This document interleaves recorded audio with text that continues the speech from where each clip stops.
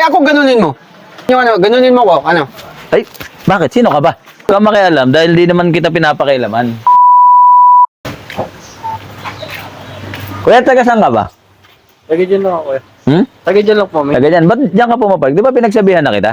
siglit lang naman po dito. May... Hindi, kaya nga. Pinagsabihan na kita nung isang gabi, di ba? Opo, pero... Oo, umalis ka dyan. May hinihintay lang kasi ako eh. Umalis ka. Umalis ka dyan. Sinabihan ka na eh. Tigas ng ulo mo ah. Hoy, hoy, hoy, hoy, hoy, hoy! Bakit mo minamama yung bata?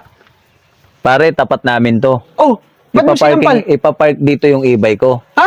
Nagtitinda kami ng siomay. Eh bakit? Bakit? Ikaw ba may-ari nito? Pare, nag-uupa kami dyan. Oh, nakaupa ka lang dyan. Pero hindi ka may-ari nito. Pare, pinagsabihan ko na yon. Makulit eh.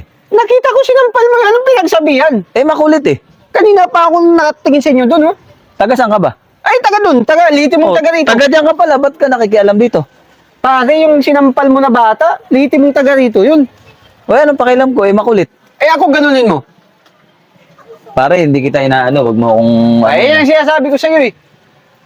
Oo, ngayon, lumalaban yung ano, ganunin mo ko, ano. Ay, bakit? Sino ka ba? Ikaw ba sinampal ko? Ako nga taga rito eh. O, anong pakialam ko? Nasasaktan ako sa mga batang ginaganon. Eh, paano kung anak ko yun? Ah, ba't sinampal? Ba't sinampal ko ba anak mo? Eh, paabutin ko pa sa anak ko? Ay, nako, pare. Pag makita kita, ganunin mo yung anak ko. Huwag kang makialam dahil di naman kita pinapakailaman. Hindi ka naman liti mong taga rito. Tsaka, gobyerno ang nagpagawa nito, pare. Hindi Kaya ko tapat mo eh. Nag-uupa nga kami dyan. Pinapark ko dito yung e-bike ko.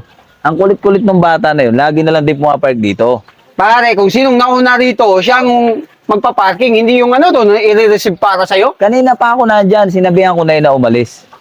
Mali ka, pare. Huwag mong gaganon yung bata. Hindi mo kilala yun. Wala akong pakialam kahit sino pa yun. Hindi mo kilalang pamilya nun, pare. Baka, Kahit pa sinong pamilya niyan. eh, yun na nga eh. Hindi lumalaban siya yung bata eh. Ha? Ay, di lumaban siya. Ayan na. Nagsumbong na sa nanay at sa tatay. Pakialam ko dyan, pagbuhuling ko pa yan. Ay, ang lalaki ng kuya niyan, pare. Sino yan? Oo. Oh, ayan oh.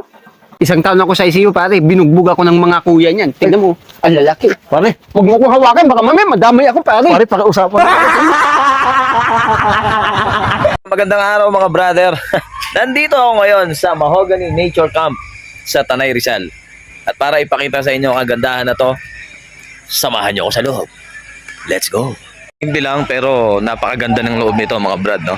So tara, silipin natin. Gang gang. Ito na yung unang bahagi mga brother, no? Ayan, no? Ano? Pumunta tayo dito. Gaganda ng mga tanawin mga brad. Alright, alright. Yeah, gang gang.